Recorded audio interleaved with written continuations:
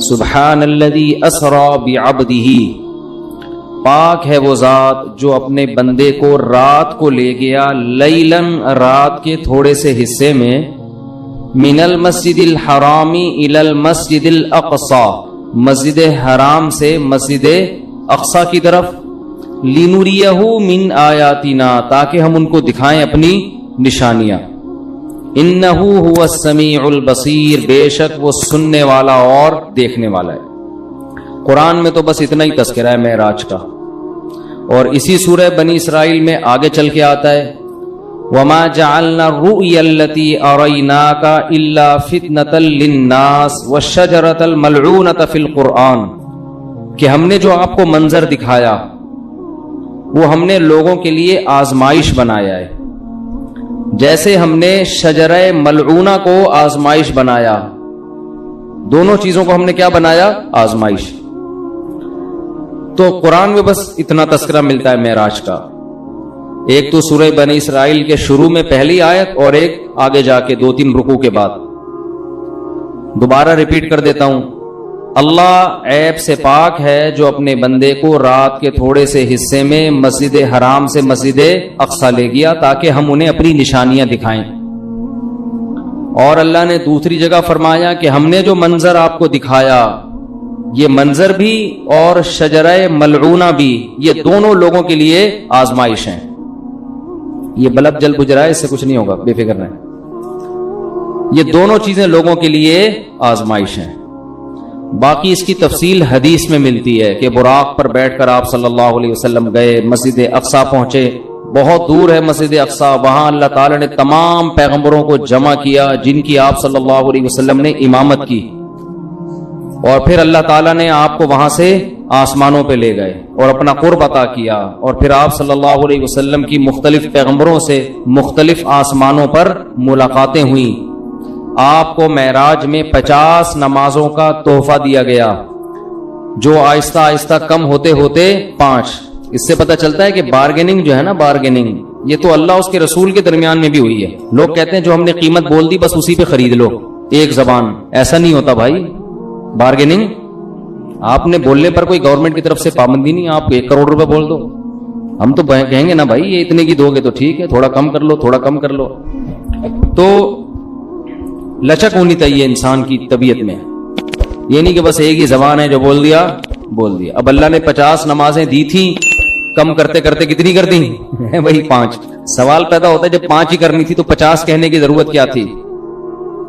یہ ایسا ہی ہے جیسے اللہ تعالیٰ قرآن میں بعض دفعہ مشکل احکام دیتے ہیں لیکن ابھی صحابہ نے عمل کیا نہیں ہوتا کہ اس کو منسوخ کر دیتے ہیں، ایسا بھی ہوا ہے قرآن میں۔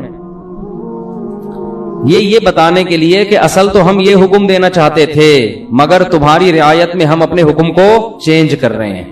اگر پہلے ہی حکم دیا جاتا نا آسان والا تو پتہ کیا چلتا کہ اللہ اصل کیا چاہتے تھے اور آسانی کر کے کیا چاہتے ہیں۔ تو اصل تو یہ تھا کہ اللہ چاہتے تھے ہم دن میں کتنی نمازیں پڑھیں؟ 50 ٹائم، لیکن اللہ کو پتا تھا کہ یہ مشکل میں پڑ جائیں گے اور جہنم میں جانے والوں کی تعداد اور زیادہ بڑھ جائے گی، اس لیے اللہ نے کہا کہ میں تمہاری رعایت کرتا ہوں۔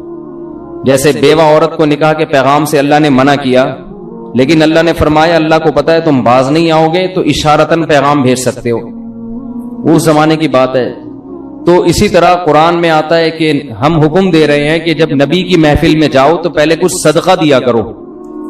پھر اللہ نے فرمایا ااشفقتم ان تقدموا بین یدی نجواکم صدقہ، تم ڈرتے ہو کہ ہر چیز میں پہلے صدقہ دینا پڑے گا، چلو معاف کیا، نہیں دو صدقہ، ٹھیک ہے نا۔ تو یہ قرآن کی عادت ہے، اس سے اللہ کی رحمت کا پتہ چلتا ہے، اور یہ بھی کہ اسلام کے احکام میں بھی اللہ نے ہمیں یہ بتایا ہے کہ میں بھی تمہاری طبیعت کا، تمہاری کمزوری کا کی رعایت کرتا ہوں۔ تو جب اللہ ہماری رعایت کر کے احکام دے رہا ہے تو ہمیں بھی اپنے ماتحتوں کا خیال بولو کرنا چاہیے۔ اللہ ہمیں بتاتا ہے کہ اصل تو میں یہ کہنا چاہتا ہوں، یہ چاہتا ہوں حکم ہو، لیکن تم نہیں عمل کر سکو گے، چلو یہ اس پر عمل کرو۔ تو جب اللہ انسانوں کی رعایت کرتا ہے تو انسانوں کو بھی چاہیے کہ وہ ایک دوسرے کی رعایت کرا کریں، اتنا بوجھ کسی پہ نہ ڈالیں کہ بس تیر کی طرح سیدھے چلو تم، ایسا نہیں ہو سکتا بھائی۔ انسان ٹیڑھا میڑھا ہے، آڑا ترچھا ہے، اس کو بالکل ہر چیز میں ایکوریٹ کرنے کی کوشش کریں گے نہ، کوئی بھی نہیں ہو سکتا۔ کوئی بھی کا مطلب مسجد کا امام بھی پورا سیدھا، نہ مفتی صاحب پورے سیدھے ہو سکتے ہیں، نہ مسجد کا امام ہو سکتا ہے، نہ کوئی بزرگ پورے ایکوریٹ ہو سکتے ہیں۔ لوگ کہتے ہیں مفتی صاحب نے اس دن بیان میں یہ بول دیا تھا، مفتی صاحب اس دن وہاں انڈا موڑ پہ بیٹھے ہوئے ٹانگ پہ ٹانگ رکھ کے چائے پی رہے تھے، یہ علماء کے بیٹھنے کا طریقہ نہیں ہوتا، اس دن مفتی صاحب نے کہہ دیا تھا بھاڑ میں جائے۔ چلتا ہے مارکیٹ میں سب، ہاں کچھ لوگ بیٹھے ہیں کیڑے نکالنے کے لیے، کچھ لوگ کیا ان کا کام ہی یہی ہے کہ اس کے کیڑے جمع کر کے ایک شاپر میں لا کے پوری کیڑوں کی دکان کھولی ہوئی ہے انہوں نے، وہ ان کا کام ہی یہی ہے کہ ایک دوسرے کی غلطیوں کو ہائی لائٹ کرنا، اور خود اتنے بڑے بڑے بلینڈر ان لوگوں سے ہوتے ہیں کہ اگر کوئی دوسرا ان کی غلطیاں جمع کرنا شروع کر دے تو الامان والحفیظ۔ تو لچک ہے بھائی، لچک، لوگوں کی رعایت کیا کرو، نمازیوں کی رعایت کا حکم ہے مسجد کے امام کو، اتنی لمبی نمازیں نہ شروع کر دو کہ لوگ کھڑے کھڑے تھک جائیں۔ حضرت معاذ تھے، حضرت جابر بن عبداللہ، انہوں نے اتنی لمبی عشاء کی نمازیں پڑھانا شروع کر دی، سورہ بقرہ پڑھتے تھے پوری اس میں نا۔ اب ایک صحابی تھے وہ کھڑے کھڑے تھک جاتے، وہ ایک دن نماز توڑ کے چلے گئے اور جا کے نبی صلی اللہ علیہ وسلم سے شکایت کی کہ یہ اتنی لمبی عشاء کی نماز پڑھاتے ہیں۔ اچھا جب وہ گئے نماز میں تو ان کو صحابی رسول نے کہا کہ تم منافق ہو گئے ہو۔ تم کیا ہو گئے ہو؟ کیونکہ نماز میں تم کیا کر رہے ہو؟ شارٹ نماز چاہیے، یہ تو منافق کا دل نماز میں نہیں لگتا، تو فتویٰ دیا کہ تم کیا ہو گئے ہو؟ منافق۔ انہوں نے جا کے نبی صلی اللہ علیہ، حضرت معاذ بن جبل تھے، انہوں نے جا کے نبی صلی اللہ علیہ وسلم کو بتایا کہ یا رسول اللہ اتنی لمبی نماز پڑھا رہے ہو، اوپر سے مجھے فتویٰ کے دے رہے ہیں، تم منافق ہو۔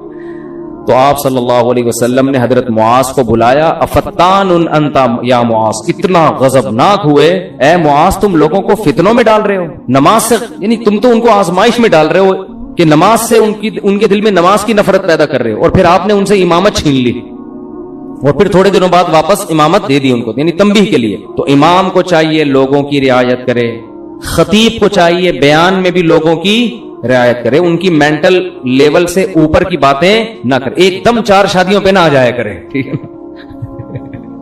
پہلے ان کو دوسری شادی سمجھائے، جب 6 مہینے میں یہ سمجھ میں آئے گی پھر تیسری۔ ہم ڈائریکٹ کیا کرتے ہیں، تو اس پہ لوگ کہتے ہیں یار یہ پتہ نہیں کس قسم کی باتیں کرتا ہے۔ تو جو جنگ میں کمانڈر ہے اس کو چاہیے وہ اپنے فوجیوں کی رعایت کرے، آپ اپنے ماتحتوں کی رعایت کرو، بیمار ہے۔ ہمارے استاذ نے ایک بڑا اچھا اصول بنایا، ہم جامعۃ الرشید میں تھے، انہوں نے فرمایا کہ کوئی طالب علم اگر آ کے یہ کہتا ہے کہ میری طبیعت خراب ہے مجھے چھٹی چاہیے، تو چھٹی اس کو فوراً دے دو۔ یہ تحقیق بعد میں ہوتی رہے گی کہ طبیعت واقعتاً خراب بھی ہے یا نہیں ہے، وجہ اس کی ہے کہ امکان ہے کہ ٹوپی کر رہا ہوں، امکان ہے اس بات کا کہ ہو سکتا ہے جھوٹ بول رہا ہوں، لیکن اس کا بھی امکان ہے کہ ہو سکتا ہے سچ بول رہا ہوں۔ اب آپ نے بدگمانی کر کے کہ یار لگ تو رانی ہے شکل سے کہ بیمار ہے، چھٹی نہیں دی، اور وہ واقعتاً ہے کیا بیمار ہے، تو کتنی مصیبت میں آئے گا کہ نہیں آئے گا؟ تو وہ ہوتی رہے گی تحقیق، لیکن فوراً اس کو رخصت ملنی چاہیے، کیونکہ اس کا خطرہ ہے کہ واقعتاً سچ کہہ رہا ہو۔